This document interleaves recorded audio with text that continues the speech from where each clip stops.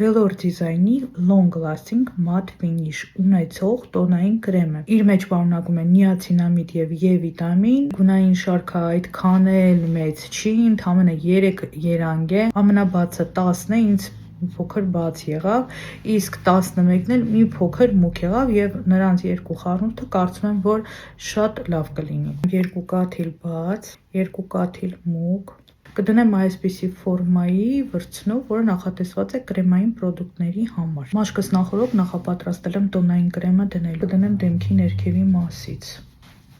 Ես տեսնում եմ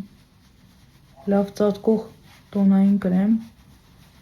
այո, և լուսարձակող, առայժմ, տեսնենք, միգուցե ֆիքսվի,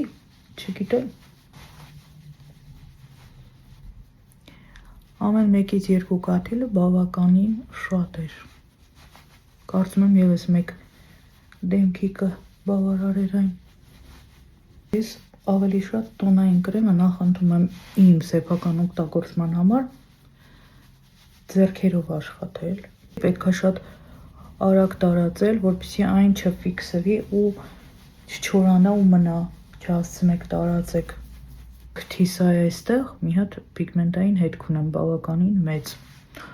ու չի երևում։ Ծածկող տոնային կրեմա և նաև դրա հետ միասին մաշկդ ավելի առողջ է նայվում, էլի, չկա այն գաջ էֆեկտը։ Խոնավ սպունգը պետք է ամբողջությամբ կանցնեմ դեմքի վրայով տպտպացնող շարժումով, որպեսզի այն ավելորդ մասը կլանի իր մեջ։ Գնամ դիմարդարումս ամբողջացնեմ, վերադառնամ ու ասեմ իմ անկեղծ կարծիքը։ Մոտավոր 2 ժամ անցել է։ Լավ ծածկող, կայուն,